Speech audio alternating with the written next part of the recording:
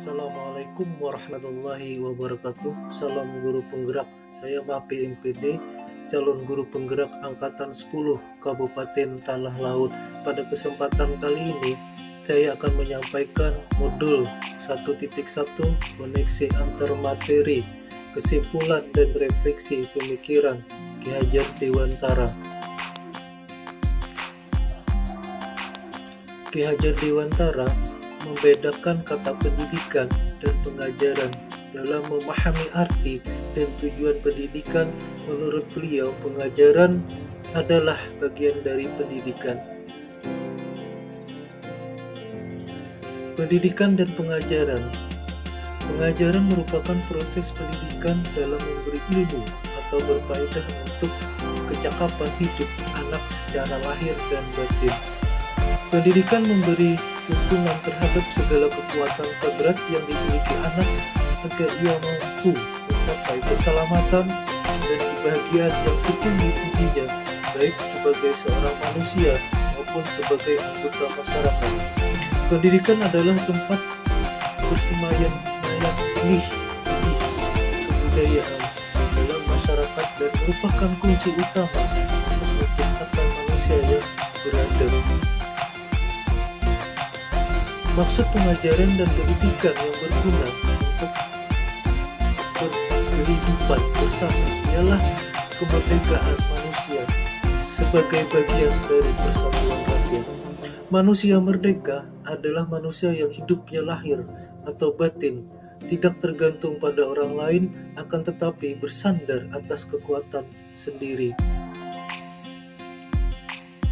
Pendidikan sebagai tuntunan. Murid terlahir dengan kekuatan kodratnya masing-masing. Pendidikan itu hanya dapat menuntun tumbuh atau hidupnya kekuatan kodrat yang ada pada anak-anak agar dapat memperbaiki lakunya. Kodrat alam dan kodrat zaman. Ki Hajar Dewantara menjelaskan bahwa dasar pendidikan anak berhubungan dengan kodrat alam dan kodrat zaman.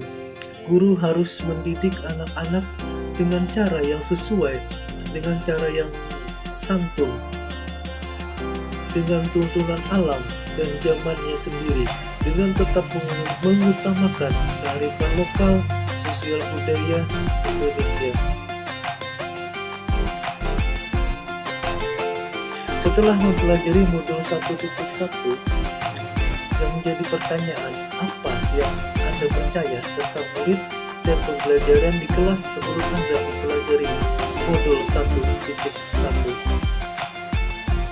Sebelum mempelajari modul 1.1, saya menganggap pembelajaran hanya sebagai transfer ilmu semata sehingga saya lebih fokus pada keterampilan materi.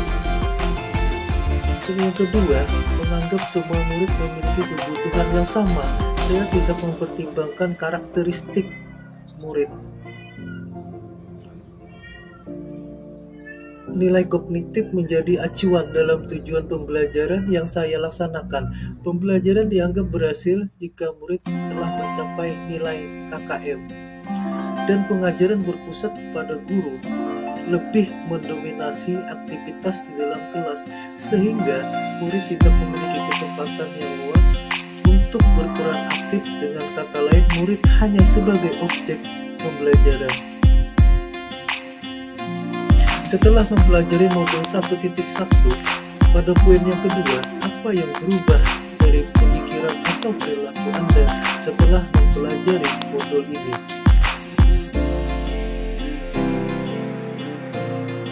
Yang pertama, pembelajaran bukan hanya sekedar transfer ilmu, melainkan menuntun dan membedakan murid untuk dapat menumbuhkan potensi yang dimiliki sesuai dengan minat. Yang kedua, memperhatikan semua aspek pembelajaran, kognitif, afektif, psikomotor, spiritual, sosial, dan budaya.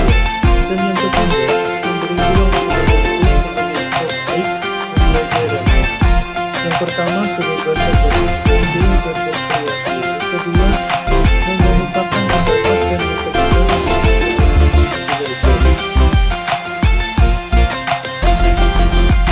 Pada poin yang ketiga, apa yang dapat segera Anda terapkan lebih baik agar melakukan pemikiran belajar di luar sana. Strategi yang saya lakukan dan saya terapkan, yang pertama, mengenali dan memahami karakteristik murid dan memberikan pengajaran yang sesuai dengan kebutuhannya. Yang kedua, menggunakan metode pembelajaran yang bervariasi, inovatif dan kreatif dengan memanfaatkan teknologi dalam pembelajaran. Dan yang ketiga, merancang dan menerapkan strategi pembelajaran yang sesuai dengan kodrat keadaan murid, baik kodrat zaman maupun kodrat alam, serta relevan dengan konteks kebudayaan.